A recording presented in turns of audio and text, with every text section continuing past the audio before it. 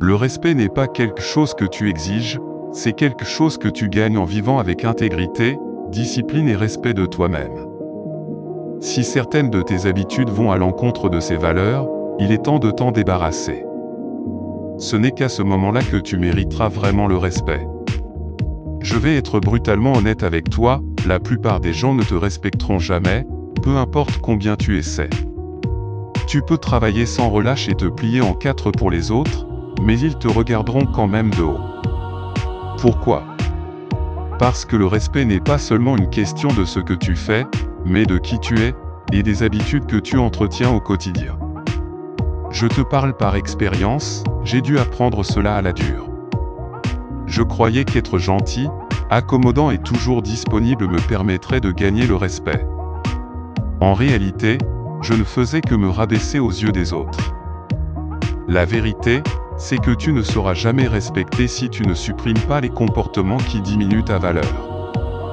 Je me souviens d'avoir été coincé dans un cercle vicieux, à me demander pourquoi les gens ne me prenaient pas au sérieux ou pourquoi j'étais toujours laissé de côté. Ce n'est que lorsque j'ai commencé à éliminer des habitudes toxiques comme chercher des excuses en permanence ou vouloir absolument l'approbation des autres que les choses ont changé. Le respect n'est pas venu du jour au lendemain, mais dès que j'ai cessé de vouloir plaire et que j'ai commencé à me respecter, le monde autour de moi a évolué.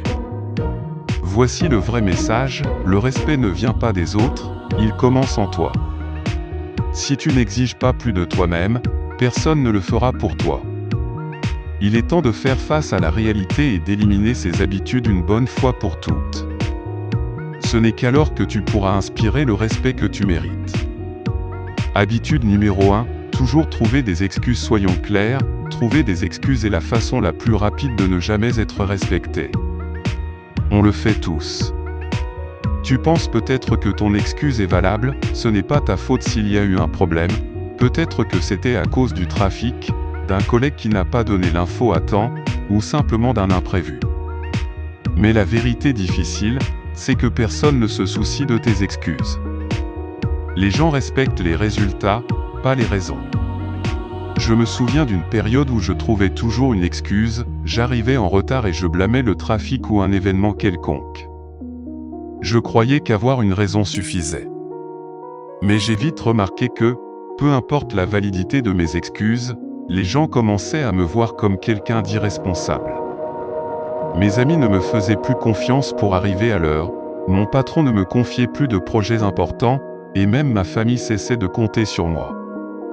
Je perdais du respect de partout, et je ne comprenais pas pourquoi. La vérité, c'est que les excuses ne te font pas paraître responsable, elles te font paraître faible. Elles montrent que tu ne contrôles pas ta vie. Et rien ne fait perdre le respect plus vite que de montrer que tu n'as pas le contrôle.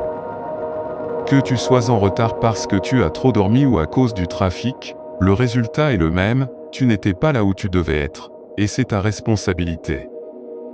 Quand j'ai compris ça, ça m'a frappé comme une tonne de briques, le problème, c'était moi, pas le monde autour de moi.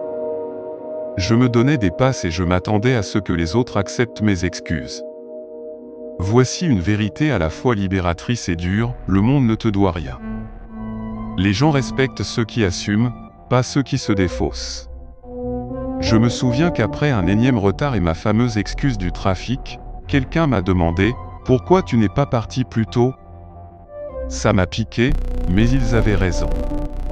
Chaque fois que je trouvais une excuse, je disais en gros « Je ne suis pas responsable de ma vie ». Comment pouvais-je espérer être respecté ? Les excuses ne sont pas que des mots, elles traduisent un état d'esprit. Elles te maintiennent dans le rôle de la victime, toujours en train de blâmer l'extérieur pour tes échecs. Mais dès que tu prends tes responsabilités, tout change.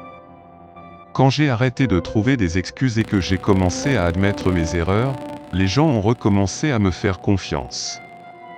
Ils voyaient que mon état d'esprit avait changé et me respectaient pour ça. Sans excuse, si je faisais une erreur, j'en prenais la responsabilité, si j'étais en retard, je m'excusais sans inventer de prétexte. Les gens sont beaucoup plus indulgents quand tu ne cherches pas à te défausser. Ils respectent davantage quelqu'un qui dit « Oui, c'est ma faute, je ferai mieux la prochaine fois », que quelqu'un qui pointe toujours le contexte comme responsable. Le respect ne vient pas de la perfection, mais de la responsabilité. Retiens bien ceci, tu dois arrêter de te mentir à toi-même avant de pouvoir espérer que les autres te respectent. Chaque excuse renforce l'idée que tu ne maîtrises pas ta vie. Et si toi-même tu n'y crois pas, pourquoi les autres y croiraient-ils? Le respect repose sur la fiabilité, la responsabilité et le respect de soi. Tant que tu te caches derrière des excuses, les gens le verront et tu n'obtiendras jamais le respect que tu cherches.